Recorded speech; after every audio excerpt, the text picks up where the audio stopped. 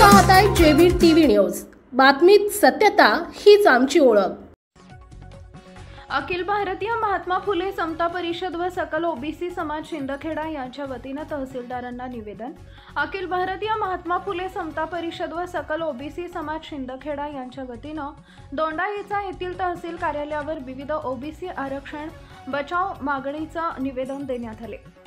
शहर व तालुक्यातील समस्त ओबीसी समाज तसेच अखिल भारतीय महात्मा फुले समता परिषद दोंडाईचा तर्फे तहसीलदार यांना निवेदन सादर करण्यात आलं असून नुकताच आंदोलनाच्या झुंडशाहीला बळी पडून शासनानं हैदराबाद गॅझेटियर बाबत काढलेला शासन निर्णय हा GR पूर्णपणे असंविधानिक असून तो तात्काळ रद्द करण्यात यावा। तसेच सरकारने यापूर्वी सामाजिक आणि आर्थिक मागासवर्ग या प्रवर्गातून मराठा समाजाला 10% आरक्षण दिलं आहे, तरी देखील शासनाच्या दबावाखाली न्यायमूर्ती शिंदे समितीच्या माध्यमातून 53 लाखांहून अधिक बोगस कुणबी नोंदी करून मराठा समाजाला ओबीसी आरक्षणात घुसवण्याचा प्रकार सुरू आहे।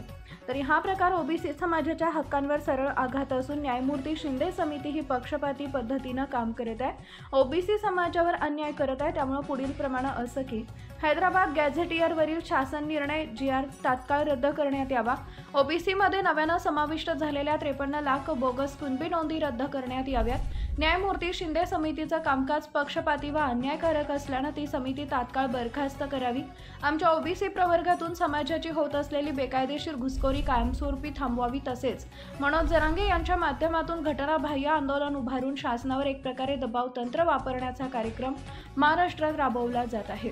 सामाजिक व राजकीय दृष्ट्या प्रबळ असलेल्या मराठा समाजाला ओबीसी आरक्षण देणं हे मूळ ओबीसी घटकांच्या सहार करण्याचा डाव असून याला शासनानं मदत देणे किंवा साथ देणं हे गंभीर अपराधमान व असंविधानिक आहे।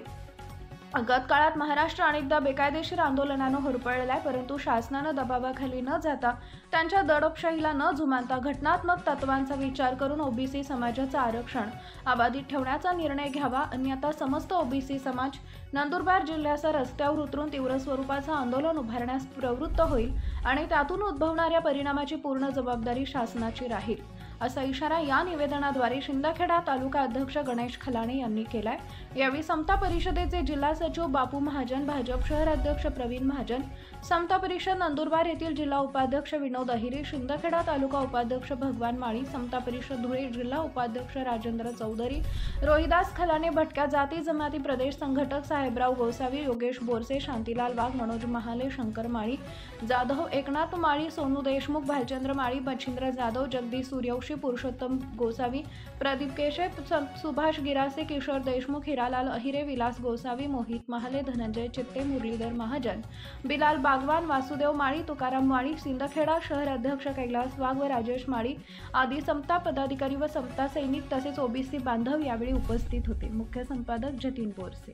आपल्या परिसरातील महत्त्वाच्या बातम्या पाहण्यासाठी आजच आमच्या जेबी टीव्ही न्यूज चॅनलला YouTube वर सबस्क्राइब करा आणि बेल आयकॉन प्रेस करा।